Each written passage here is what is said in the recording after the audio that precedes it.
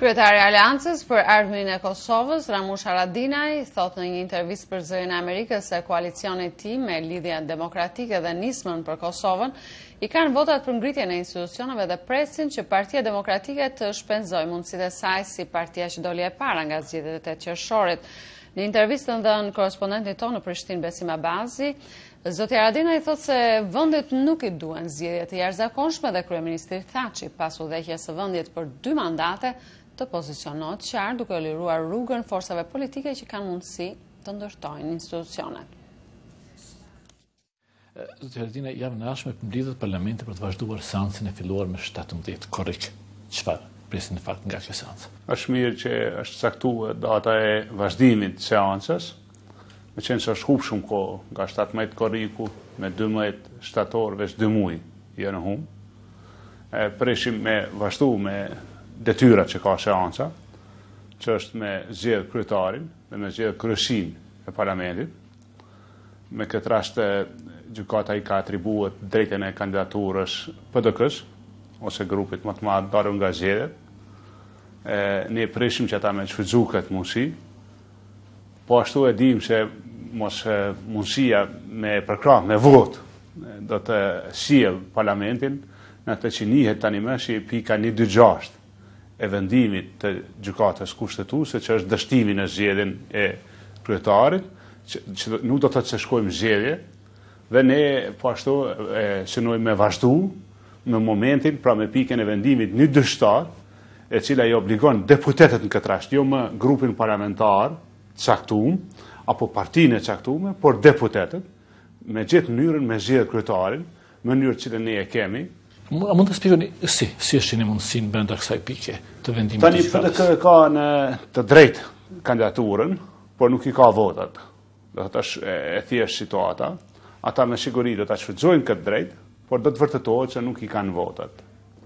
Është, si më thon, edhe në vullnetin e tyre që edhe ata me konstatuar 126, pra momentin kur parlamenti dështon me zgjedh kryetarin e parlamentit në bazë kandidaturës së grupit më të madh parlamentar dalur nga zgjedhjet, në mënyrë që të lëshohet rrugë 127 pikë e vendimit gjykatës kushtetuese që obligon deputetët me gjetë mënyrën me zgjedh kryetarin.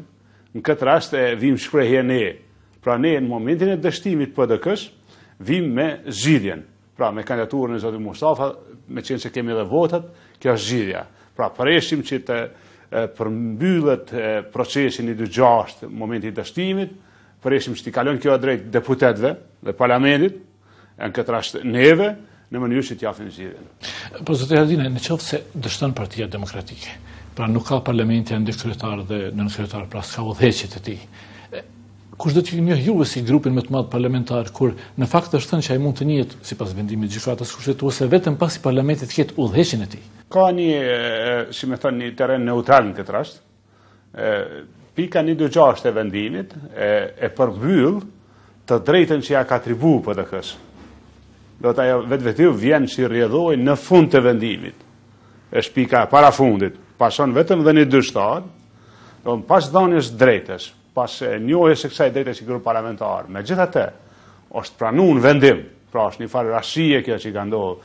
Meqenëse vendimi shihet që është shkruar në atë mënyrë që gjitha të drejtat një atribu PDK-s, në këtë rast grupit më të madh parlamentar dalën nga zgjedhjet, por prapë edhe vetë gjykata me vendim ka parapar 126. 126 është momenti i dështimit. Dhe pas momentit të dështimit, gjykata më nuk e vazhdon me grupin më të madh parlamentar dalur nga zgjedhjet, apo me subjektin politik, apo me partin, por i kthehet deputetëve në këtë rast. Pra, deputetëve në kupton gjithve. Dhe e drejta më nuk është ekskluzive, vetëm e grupit më të madh parlamentar dalur nga zgjedhjet, por tani më e drejta është barabartë për gjithë ne në parlament. Pra, deputetëve të parlamentit, me këtë rast ne si deputet gjithë ne, pra, e kemi zgjidhjen, sepse kemi kandidaturë që ka votat. Po përse në këtë rast, duke patur të drejtën edhe nga gjykata kushtetuese, përse Partia Demokratike do dojë që të pajtohej me një mundësi të tillë? Kur ka ajo në fakt ka të drejtën që të vazhdojë të aprovojë një gjë të tillë, madje edhe për një kohë shumë të gjatë. Partia Demokratike këtë drejtë që ka e provon deri në 126. Por në momentin që konstatohet dështimi i përmbyllet kjo drejtë, Pra nuk është pa kufi edhe kohore të kandidaturave. Ata mujnë me abuzu me këtë drejt. Ata zonë me insistu edhe në një kandidaturë, edhe një tjetër, që nuk ndryshon epilogun dhe që çdo herë kjo kandidaturë e rikthen një 2-6, pra momentin e dështimit. Nuk besoj që ka luksin Kosova me toleru PDK në abuzim të kësaj të drejte, pra kandidatura shpjegohet me kandidaturë dhe vot. Mund të zgjedhet, mund të shtan. Zërdina, drejta shëndrimet e Partisë Demokratike dhe tuajat si blok i 3 partive janë jashtëzakonisht të kundërta. Nëse kjo vazhdon kjo situatë dhe këto përplasje, apo rrezikon vendi të shkojë drejt një krize më të thellë politike? Vendi është në krizë, për shkak se subjekti politik PDK, duke u thirrë në rezultatin zgjedhor, po e mban një të drejtë peng të ndërtimit të institucioneve, duke kërku ndihmën si në rastin konkret të gjykatës kushtetuese, por duke mos pas votat në parlament. Në demokracinë tonë parlamentare, zgjidhja e kësaj krize, pra kriza është se PDK nuk po lëshon rrugë krijimit të institucioneve. E ka në një farë mënyrë, ne kemi përdorur një term, e ka zaptuar një drejt. E drejta ajo është atribu, pa ajo drejt vlen në rast se ke votat.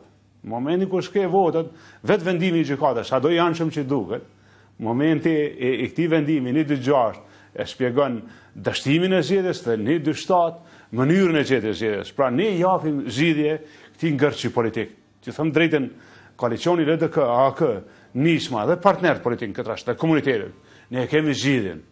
A ka ndonjë zgjidhje, kush do të mund të ndikonte ta zëmë në një dialog të brendshëm politik që mund të lehtësonte këtë situatë? Po, ne qeverisëm në Kosovë nga qeveria Thaçi në 2 mandate. Është një lloj shëndeti i demokracisë realisht ndryshimet pas 2 mandateve. Logjika e shnosh do ta zgjidhte çdo gjë. Na vjen keq për mungesë kësaj logjike tek zoti Thaçi dhe kolegët e tij. Përkundër faktit që ata vërtet fiton numrin më të madh të votave në zgjedhje, ata i dashur me reflektu vullnetin politik të gjithë të tjerëve, po ashtu që janë zgjedhur me votë në këto zgjedhje, të cilët e kanë vlerësuar mos me bashkëqeverisë me PDK dhe zotin Thaçi, por me kriju institucione dhe me i dhënë Kosovës një ndryshim.